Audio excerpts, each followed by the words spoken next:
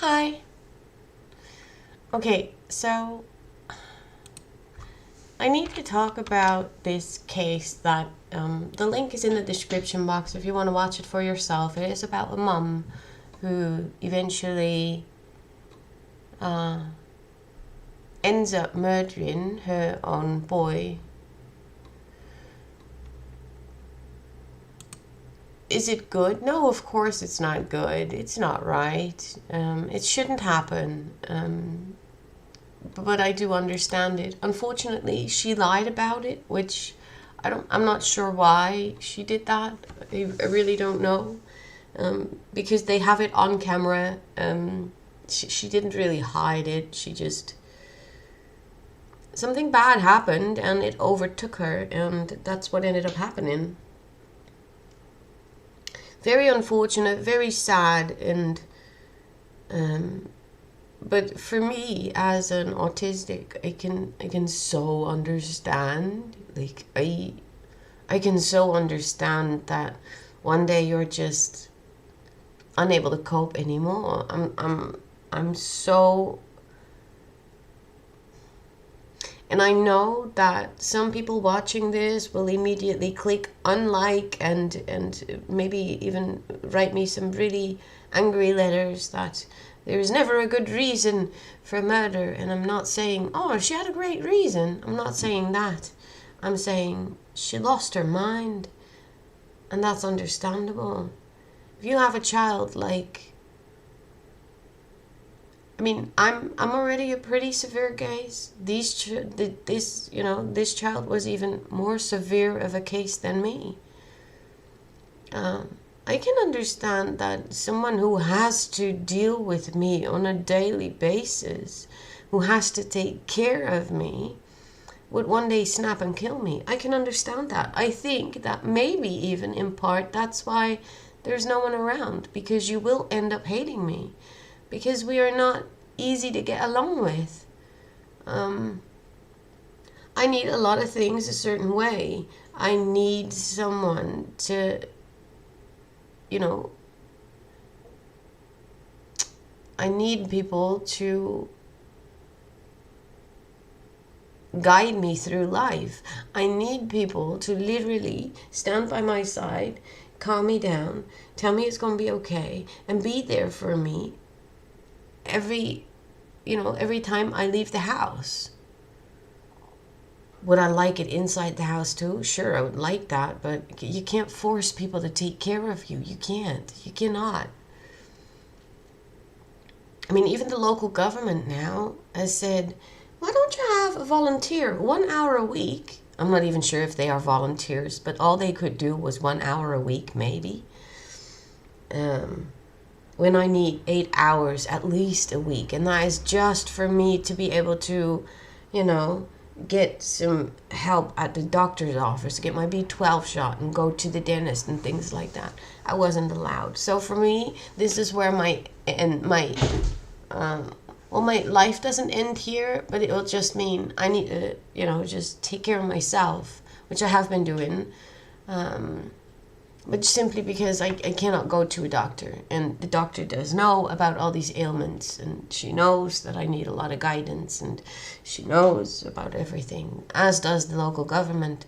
It's all very well documented, even to them. I think that no one is brave enough to just tell me, listen, you're an adult and you're really annoying because you need this much guidance. Which I would be able to understand. Would I like the news? No, of course not. But this hurts way more. People not being honest and just letting you feel like, just to be sure, we are just not going to help you anymore. That hurts way more than people just honestly saying, listen, Dot, it's too much, girl. You're just too much. You're fun, but you're too much. That would have hurt way less. So, and I think, well, the story that this is about, it's about an American mom, or at least the story happens in America, I think. And Oh boy, it's heavy. Like her son wasn't even communicative. And she's in America, so I can understand that being in America, you're even more tempted to lie, because well, America is a creep country. I'm not sure that they would have much, if any, understanding for situations like these. They are quite hard on murder, I think, and you don't want to end up in jail in America. I would be afraid too, so I don't know. But yes, she ended up throwing her child into the river. Um, and unfortunate for her, it was on camera, so they knew what had happened. And she made up this elaborate, strange story that she was overtaken on the road and they were trying to rob her, that they even wanted drugs from her. It makes little to no sense. So, but I understand that in a panic you would come up with a strange story. I don't know if she ever told anyone the truth, that because, I'm fairly sure that before this happening, things like that would have now and then entered her brain. I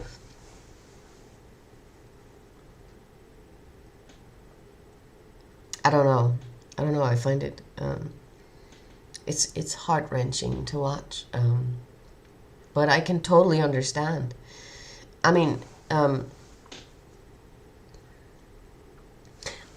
if you zoom out and just watch us from a far, far distance, us being human beings, if you watch us human beings, and you observe us like you would any other animal in a zoo, our human nature is to fight or flee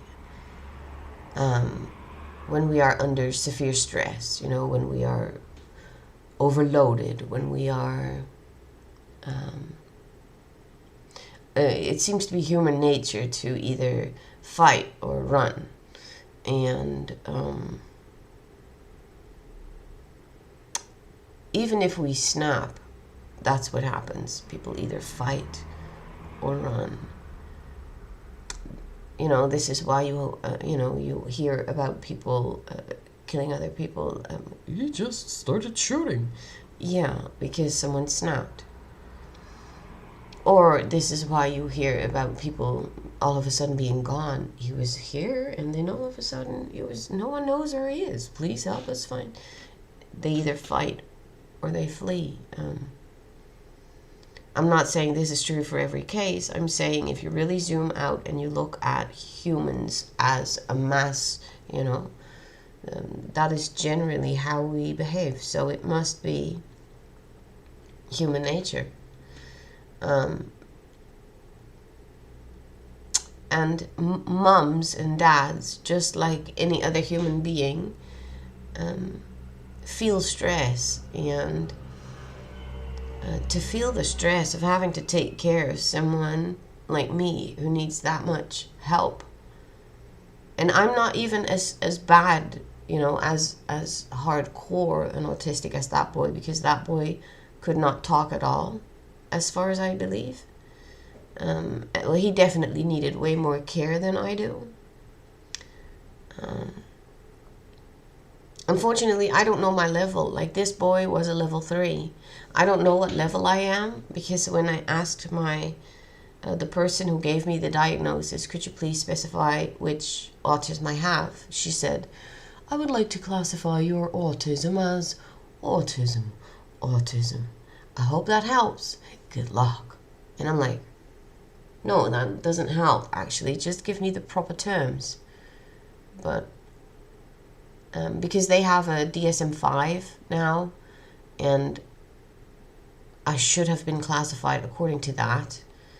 But no one's given me that diagnosis, even the GP. I've asked my GP 3 or 4 times already. Could you please? No, maybe 2 or 3, maybe not 3 or 4, maybe 2 or 3 times. I asked her, could you please give me the official diagnosis? And every time she has some crazy answer, like, oh, you're gonna have to stop by the office, and I can tell you because I'll need to explain, because apparently not only do I have a problem in my functioning, but apparently you cannot just simply give me a diagnosis when I have already, you know, gotten a hold of the DSM-5, so I can actually look it up. But whatever. Apparently, it's all too complicated. And she knows that I can't come to the office, so it's really a foul move to say that. So either she's saying that because she doesn't know, or she doesn't want to tell me, or I don't know. I have no clue why, but it's a big mystery. One of the big mysteries on the pile.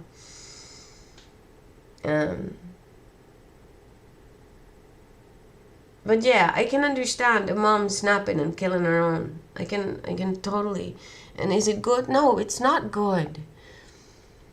It shows how much there is wrong with the world, because on the one hand we are all, oh, we want everybody to stay alive and we want everybody to have a great life, but there isn't a community to take care of people like me. Well, I think you kind of need to make some choices here. Either there is a community for people like me, so we can live and so we won't become, because even a boy like that, I'm sure, even though he wasn't communicative, we feel things. I'm not sure if you realize how much it hurts to always have to be dependent on others and to always have to beg for the help that you need. And to always have to be in fear of not getting the help that you need. And don't know if you have any clue how much it hurts to always depend on those that love you. And the strain that it puts on those ties. It's ridiculous. And it hurts. I mean, yeah. So does autism hurt? Well, yeah, pretty badly. So that works both ways. I mean, imagine a mom being under all that stress and how frustrated the kid must have been, unable to speak. I don't know. It's just what I can understand. And I hope for her sake that they won't put her away for life. And I hope that she shouldn't have lied. That's what I think that's gonna mess her up. You should never ever lie about anything. Just be honest. The truth will always get you, the best outcome. Just, so silly. Because I'm sure someone would have understood. Do you have to luck out with the right judge? Maybe, yeah. Maybe you have to luck out with the right judge. But surely people would understand. Poor woman, poor kid, poor situation. It's really unfortunate. Really, really, really unfortunate. But I can understand it. Now, again, I'm not at all saying that I'm as severe a case of autism as that boy was. I'm far from as severe as that. However, you can also not say that I'm completely normal, because I've never been able to function in society like normal. So that wouldn't be fair either, which makes me a very tormented soul, because I have all the same wants and needs, and I've only seen things fall apart. I have been married and I have had children, and all the while I was screaming for help, because I so desperately wanted it to work, and I knew that it wasn't, and I knew that even my husband was suffering for it, and I was all the time screaming for help. And professionals would just, even if they would invite me for an interview, they would just say, oh, you're doing a great job, just, there's no problem. And by the time that I snapped down to a point where I couldn't function, it was like, wow, if you can't come here, we cannot help you. And I was like, but I asked you before, and then you turned me away because I was doing too good. And now I'm not doing good anymore, and now you can't help me because I'm not good enough. Wow. I mean, and that's in the Netherlands. That's where I'm from. That's how people are treated here. And ever since then, it's just been a few bits and pieces of temporary help or temporary investigations where, they will re-diagnose me but never guidance, never, No, I can't say that because there have been a few months of little bits of guidance, but then they leave me alone again and I'm back to square one. So, yeah, it drives me crazy. It drove me crazy, always asking for help. It literally started to drive me crazy to always have to ask for help. And now my situation is, I have a roommate who, well, at least he does, he helps out in the house, like with the dishes and all them things. He doesn't take me out, like he doesn't help me physically in life, like, so that's not a thing.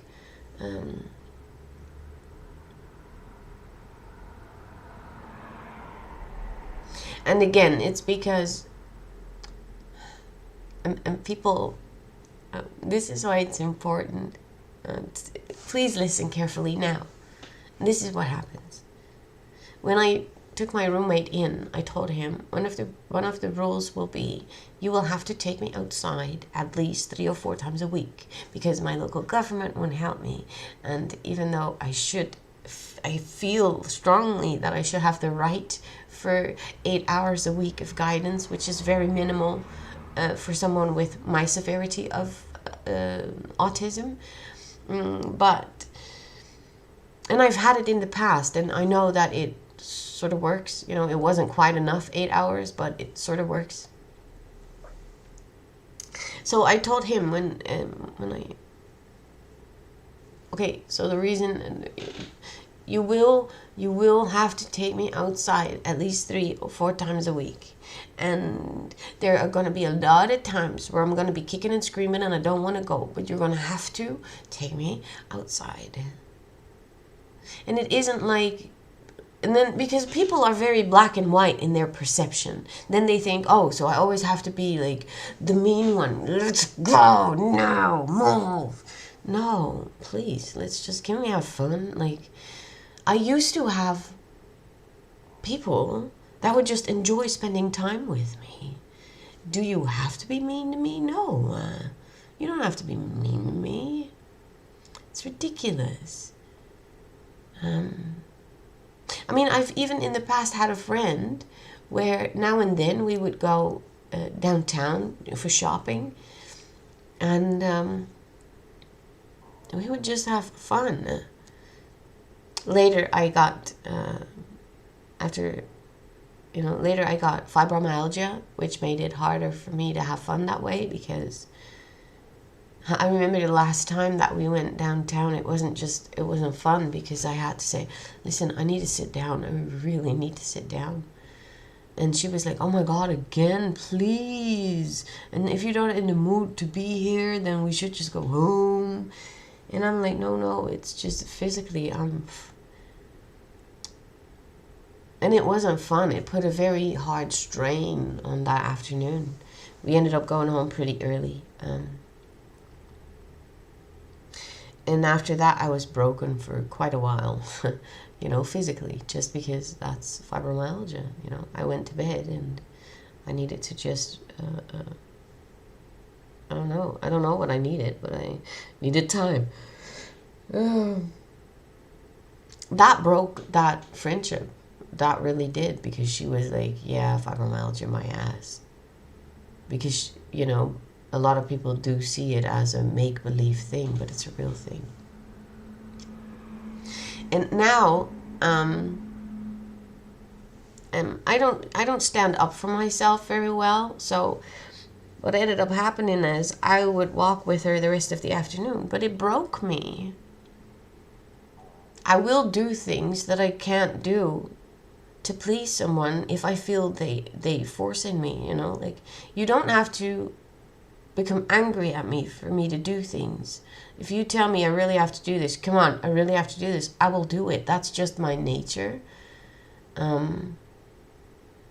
But it also means that if I tell you I really can't or I really wouldn't like to, and you keep saying, come on, just do it, I'll do it. Which isn't good either. So I really think I would really think that in the Netherlands, especially, someone like me would have a proper someone that they could trust, and that would be able to listen to me. Like, okay, so if you really can't, then you really can't. Because they know I'm a very hard worker, because, I used to have goals in life. But even here, the government's like, well, screw you. The doctor's like, I don't know about you. Good luck. Bye-bye. But at the same time saying, if there's anything I can do to help, just let me know. Well, how about maybe finally finding me, a place to live? Maybe. Just maybe. I don't know. Just maybe think about it. I don't know. But yeah, I'm slowly losing my mind now, because I've had to recently, finally, I've had to understand that even local government is like, no, you're not getting help. You can have an hour a week. And I'm not sure if they are volunteers, but it kind of felt like they were a volunteer type organization. So instead of 8 hours a week of guidance, which is very minimal for someone in my position, especially someone who's been on the sideline of life for over 40 years. 40 years. 8 hours a week isn't that much to ask. And realize that in my country, a prisoner is allowed 1 hour of fresh air a day. As a prisoner. I'm supposed to not be a prisoner. I'm not supposed to be a prisoner. Also, prisoners in my country, they're allowed to seek a physician of their choosing. Really? Yeah, really. And then the jail will have to accommodate and find a way for them to see that doctor. I have a GP. I can't even see them. She was here once. Oh, it's a her. She was here once. We had a conversation where I thought, yeah, it sounded good, but it's not going to happen. Straight after the conversation, you can hear, as soon as she closes the door, I start crying so hard. And I tell my flatmate, I said, did you see what's going on here? And he goes, yep, I saw. I said, she's pregnant. Not that that's bad. It's not bad for a woman to be pregnant or a doctor to be pregnant. But it means that she won't be here for that long. She's at least going to take maternity leave. At least. So all the talks, all the things that she promised in her talk, I knew they wouldn't happen. I knew it straight away. I knew it. I'm not an idiot. And I ended up being right. I said, well, let's wait and see. Let's wait and see. And that's exactly what I did. I waited and I saw. Everything that she mentioned in that conversation, none of it happened. Nothing. She didn't at all fight for me. And, would she stand up in court? I'm sure she would. And she would hold up in court too, because she's someone who actually has a very good education. So people are prone to believe her way more than me. So what would she say? Well, she probably would claim pregnancy brain, and the patient should have just reminded me. I'm sorry, it's not my responsibility to do your job, sweetheart. It's hard enough for me to get through one day, and if you'd listened, you'd known that. So, sorry, sweetheart, it's not my job to do your job. No, ma'am. And I did contact her many times since that conversation. I first gave her time to have this child because, I understand what kind of moment in life that is when you are birthing, growing a child inside of you, and when you're birthing and nursing. And so I gave it as much time as I could, but I did start emailing eventually, like, hey, I'm still here.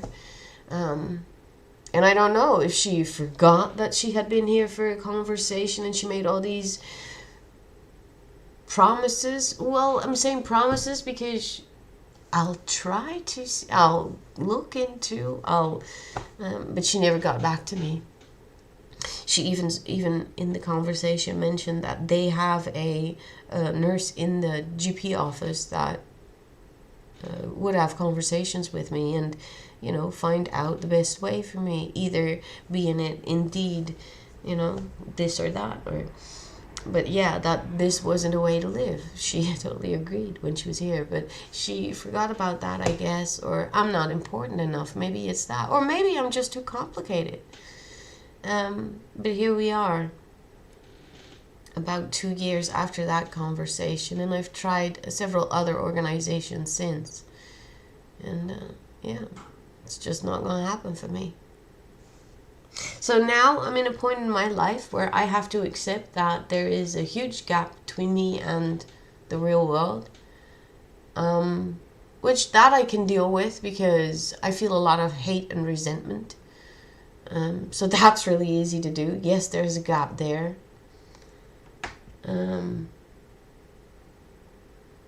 But it hurts, I used to be someone who would be really happy and proud for someone else for achieving things in life.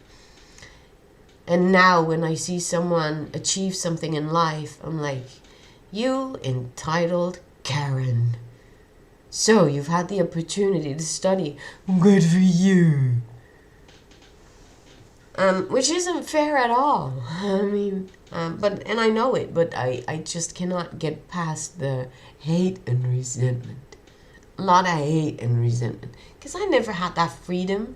I never had the freedom to study whatever I wanted. And, nope. Nope. So, yeah. It's I really resent every doctor that's ever been in touch with me, every doctor that's ever treated me for not sticking up for me long enough for me to also get the help that I need. And I really resent them for the fact that I lost my marriage and I lost everything. My kids and my family, just because I didn't have the right guidance to help me in life. It's not fair, and you did this to me. You let this happen while I had always been so cooperative. They always used to tell me, oh, you're so cooperative. You're such a hard worker. Yes, because I really am trying to fight for me here. But I was the only one, and I can't do it alone. Thanks. Shit. I didn't mean to actually... I don't know where this all came from. I guess I'm in more pain than I realized. Right, time for me to get over it again. Plus my toothaches, so I want to end this so I can shut up again. So, yeah, I don't know. This kind of turned strange. Sorry. Yeah. Didn't mean to do that. Sorry. Have a good one. It's Saturday here, so have a good weekend. Bye.